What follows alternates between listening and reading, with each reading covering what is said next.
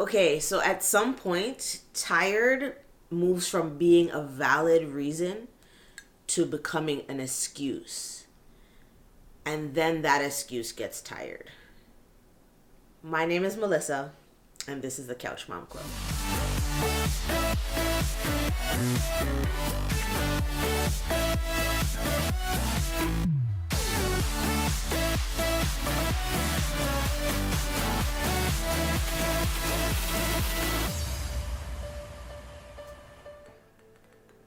So,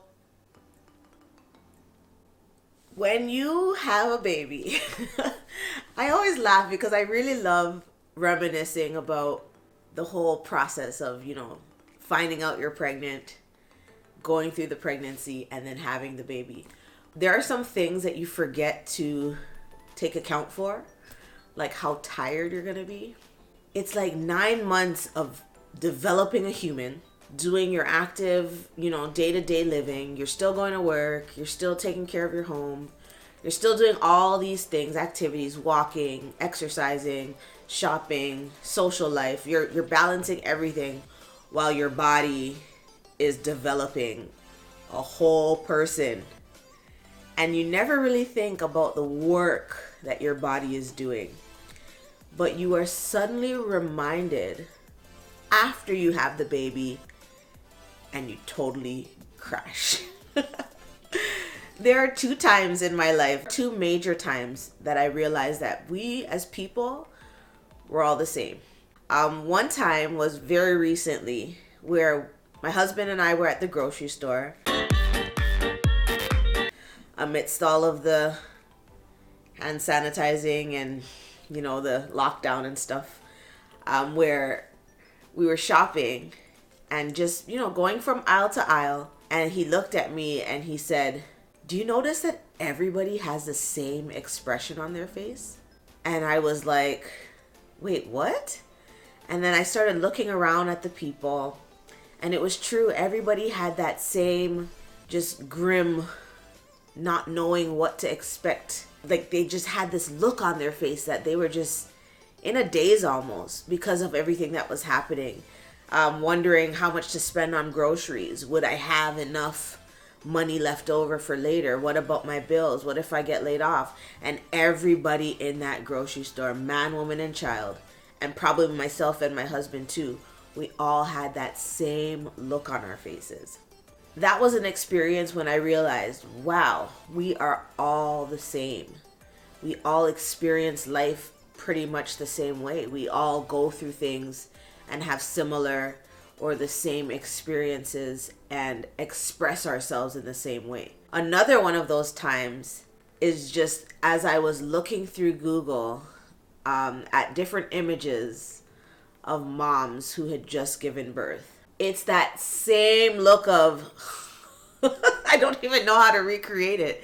It is that same look of complete, just you're in awe, you're exhausted, you're tired, like every emotion possible is translating on your face, but it's like almost like the computing doesn't really come through with all of the emotions, so you just kind of have this blah look on your face. If you ever have that picture with the baby on your chest, you just did an incredible thing and your face just kind of looks like if the facial expression had a sound, that would probably be the sound. Just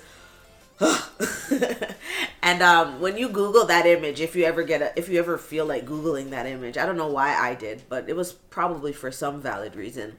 That look pretty much epitomizes the level of tired that your body is at that moment. Like you're just like at the top, at the peak of how tired you probably have ever been in your life before that moment. The funny thing is that pretty much sums up the first 3 or 4 months of becoming a new mom or having a new baby at home. You're just tired. And sometimes tired too doesn't even sum it up. You're really exhausted, you're really challenged, and there's not a coffee bean in the world strong enough to get you to feel like yourself, but you push through. You make it. You do what you have to do as a mom.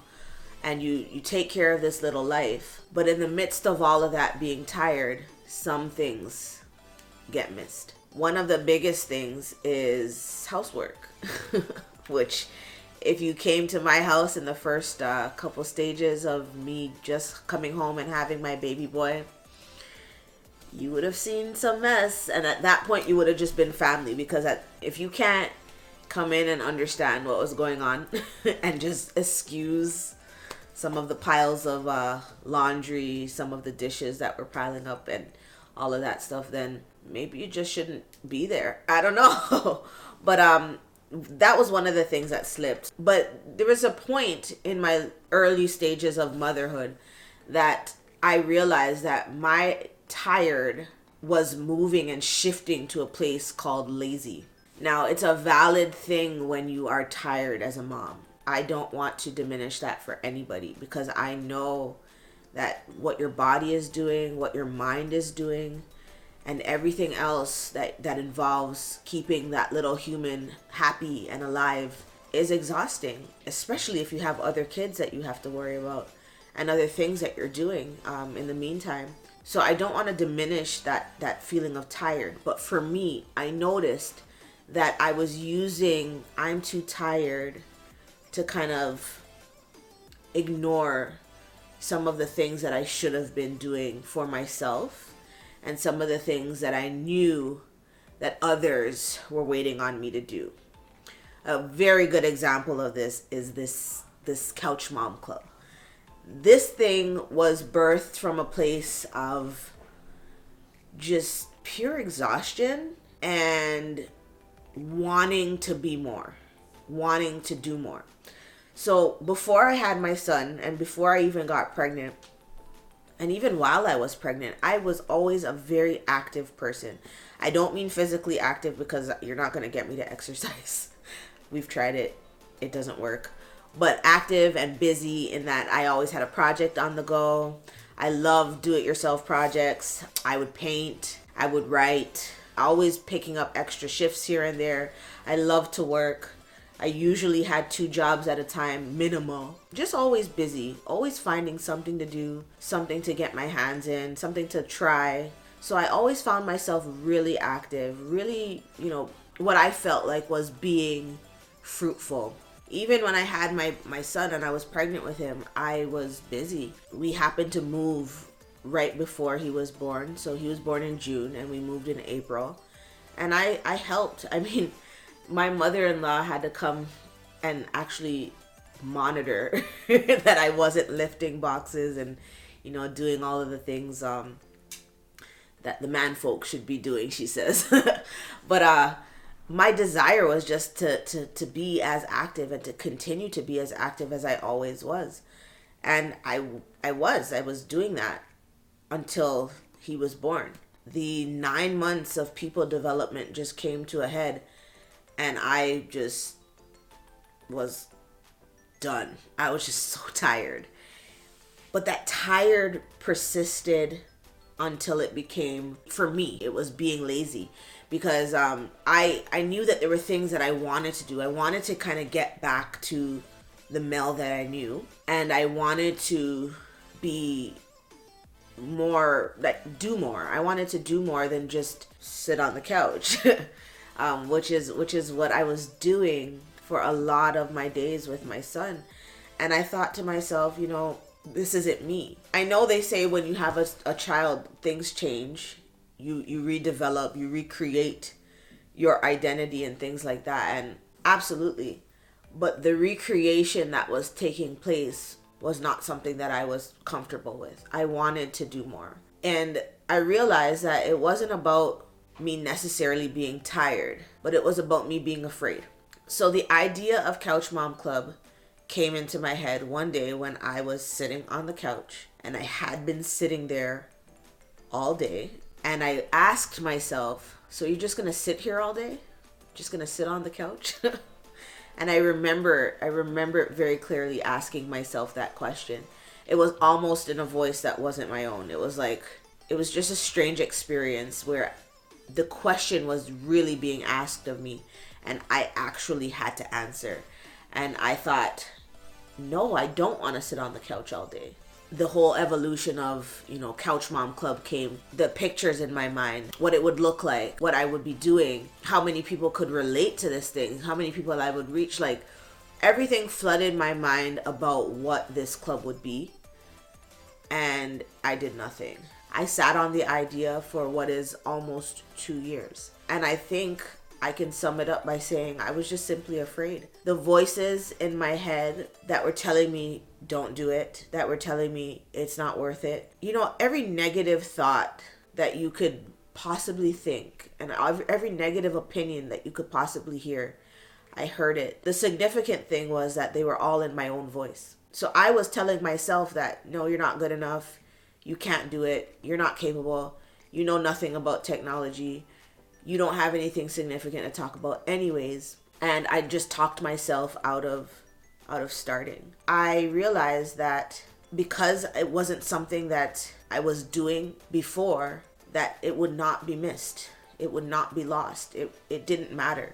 And I convinced myself of this. What was significant was that everything I did, every time I sat on the couch, the idea of Couch Mom Club just flooded my memory. Every time I went somewhere, every time somebody saw me with my son, there are comments that people have said to me like that just allowed me to remember Couch Mom Club. And then I said to myself, you know what? This is probably something that I should be doing. I still did nothing. I started making other excuses, like I don't have the right equipment. I don't have a big enough space in my home to do this. I have my son and he's never going to give me an opportunity to record anything. He won't give me the time and the space I need to create and to imagine. I'm too busy. I'm too tired. And it went on and on and on. Then I got pregnant. And I said to myself, you can have a fruitful experience this time around, or you can sit on the couch all day. And I thought to myself, well, why can't I do both? Because I love my couch. It's so comfortable. It is probably the most fun-filled space in my home. I have so much joy here. When my son is running around, I can see him. He's playing. He comes and sits beside me. And the couch, we snuggle up here and we watch movies. We have fun times. We laugh. The couch is a good place for me. But I didn't want to just sit on the couch. And I thought, well, it was on this very same couch. Well, not this one. We got a new couch since. But it was on the couch that I decided that this place will not only be a place where I lounge, but it will also be a place where I launch. I will sit here and I will enjoy my rest, but I will also be creating and allow what is inside of me to come out. I said, let's do this thing. The very, very, very awesome part about the let's do this thing, it came in the midst of a world pandemic, and now we're all forced to stay at home and be on our couches. That's a blessing in disguise, maybe. But I'm really taking advantage of this time to make sure that I am staying true to my word, where I am lounging and I am launching, where I am taking in the beauties of life as well as the blunders, mixing it all in and just living my life as a mom, as a couch mom. I just wanted to invite you all on this journey with me to be a couch mom and to join the Couch Mom Club.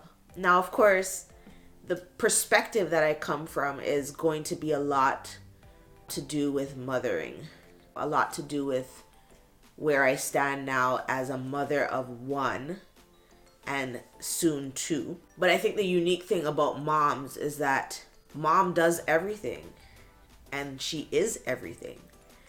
So because of that, there are no limits to what we can talk about. There are no limits to where we will go. There are no limits to who we become and how we make our footprint in the world and how we become better people and how we raise better people. So this is what it is. It's the Couch Mom Club. We're just going to get real. We're going to talk about some real things. We're going to, do a lot of fun things too. At some point, this person, whoever this is in here, is going to come out and join us on the club. You'll meet my older son and it will just be a good old time. I'll have other moms in my life, influential moms, and one day perhaps we'll make room for you on the couch. So stay tuned. What we're going to be doing, I think, is awesome.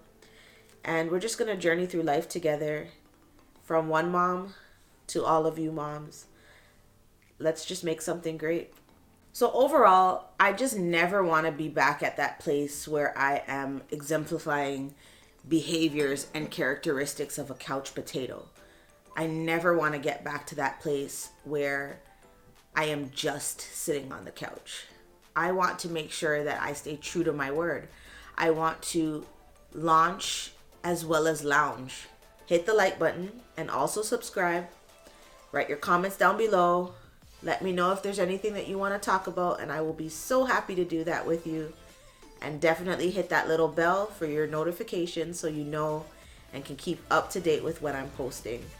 Follow me on Instagram, follow me on Facebook, and I'll see you next time.